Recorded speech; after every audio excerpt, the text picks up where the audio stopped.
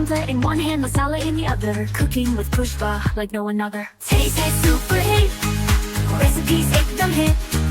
Pushpa के हाथ का जादू है legit. जहाँ खुशबू मिले वहाँ दिल भी मिले. Super hit kitchen, दिल के. Hello friends, kitchen with Pushpa में आपનું સ્વાગત છે। તો આજે આપણે ફલાફલ, પીટા બ્રેડ અને હમ્મસ અને તાઈની આ બધે આપણે ઘરે જ બનાવશું।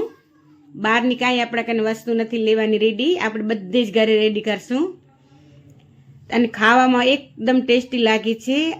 આ દુબઈ બાજુની રેસીપી છે, એકદમ સરસ અને મસ્ત લાગે છે। તમે એકવાર જરૂર બનાવજો, બહુ મસ્ત છે અને ટેસ્ટી છે। તો હાલો આપણે બનાવવાનું શરૂ કરીએ। તો મેં આ બે વાટકા જેટલો મેંદાનો લોટ લીધો છે। એની અંદર ટેસ્ટ પ્રમાણે મીઠો નાખશું આપણે, અને બેકિંગ સોડા અને બેકિંગ પાવડર નાખશું, કારણ કે આપણે ઈસ્ટથી નથી બનાવતા, એટલે આપણે ઘરે જ એમાં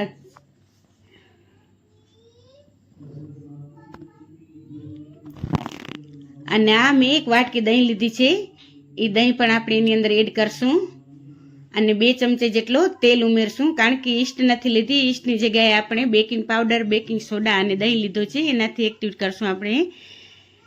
તો આપણે આનો એક ડો બનાવશું અને એને રેસ્ટ આપી દઈશું, 15 થી 20 મિનિટનો એને રેસ્ટ આપી દઈશું આપણે। ત્યાં સુધી આપણે આ મેં એક વાટકી તલ લીધી છે, એ તલને એકદમ શેકી લઈશું, કારણ કે આપણે તાહીની બનાવીએ છીએ। બજારમાં તાહીની તૈયાર પેસ્ટ મળતી હોય છે, પણ આપણે ઘરે સરળતાથી બનાવી શકતા હોઈએ તો બહારની પેસ્ટ નહીં લેવાની, ઘરે જ બનાવવાની। તો મેં એક વાટકી તલ લઈ અને શેકી લીધા છે, એને એક મિક્સર ગ્રાઇન્ડરમાં નાખી દઈશું। અને મેં આ ઓલિવ ઓઇલ લીધો છે, એ પણ આપણે 4 થી 5 ચમચી જેટલો લેશું અને આપણે એને ગ્રાઇન્ડ કરી લેશું, એકદમ પેસ્ટ બની જાય ત્યાં સુધી આપણે એને ગ્રાઇન્ડ કરશું। તો તમે જોઈ શકો છો આપણી આ પેસ્ટ એકદમ સરસ થઈ ગઈ છે। તો આને તાહીની કહેવાય છે। પાછા આપણે આ મેં છોલે લીધા છે, કાબુલી ચણા છે, એ એક બાફી લીધા છે, સરસ રીતે બાફવાના, જે કાચા ન હોવા જોઈએ, કાચા હશે તો આપણે હમ્મસ સરસ નહીં થાય, એટલે એકદમ બાફી લેવાના। તો એની અંદર મેં આ લસણ એડ કર્યો છે, થોડી કોથમીરના પાન લેશું, ટેસ્ટ પ્રમાણે મીઠો લેશું,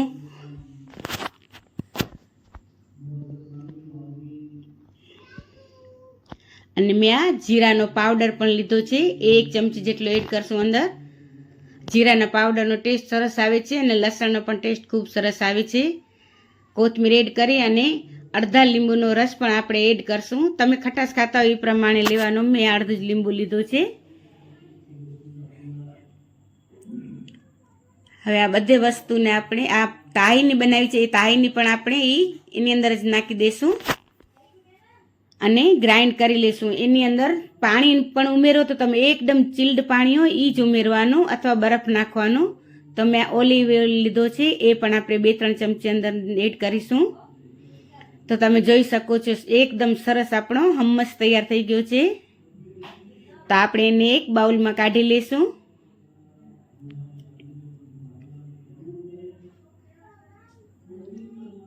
અને વચ્ચે એક ખાડા જેવો આપણે કરી નાખશું અને એની અંદર ઓલિવ ઓઇલ અને ઉપરથી લાલ મરચો થોડો સ્પ્રિંકલ કરશું અને શેકેલા જીરાનો પાવડર પણ આપણે સ્પ્રિંકલ કરશું। બહુ જ ટેસ્ટી લાગે છે, તમે એકવાર જરૂર બનાવજો।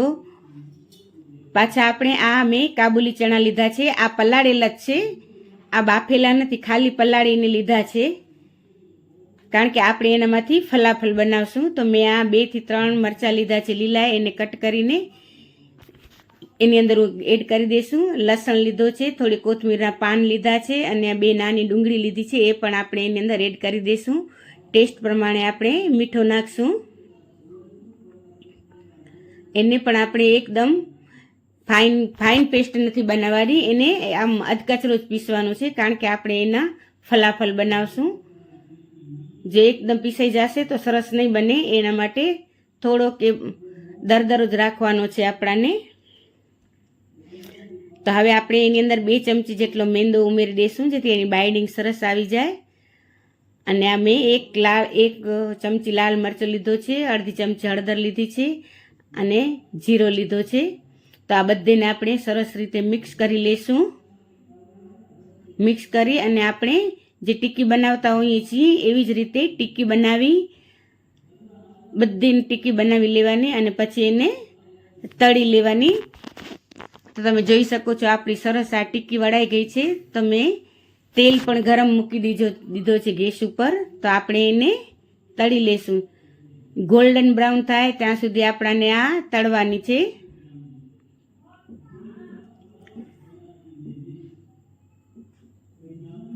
તમે જોઈ શકો છો આપણી ટિક્કી એકદમ ગોલ્ડન બ્રાઉન થઈ ગઈ છે અને બધી ટિક્કી પણ આપણી તળાઈ ગઈ છે. ફલાફલ બધે તળાઈ ગયા છે. તો હવે આપણે જે લોટ સેટ કરવા રાખ્યો હતો એ લોટમાંથી આપણે પિટ્ટા બ્રેડ બનાવશું.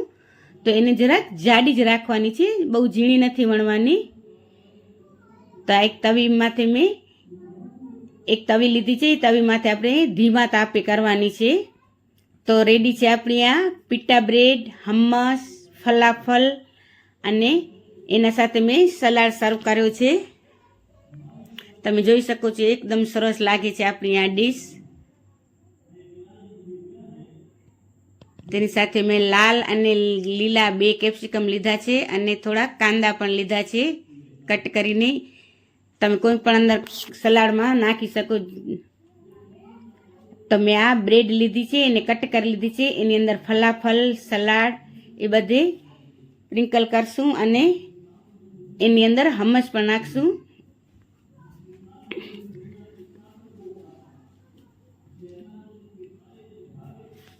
આ એકદમ સરસ આપણી સરસ અને ટેસ્ટી ડીશ તૈયાર થઈ ગઈ છે. તો તમે પણ આ એકવાર ઘરે ચોક્કસથી બનાવજો.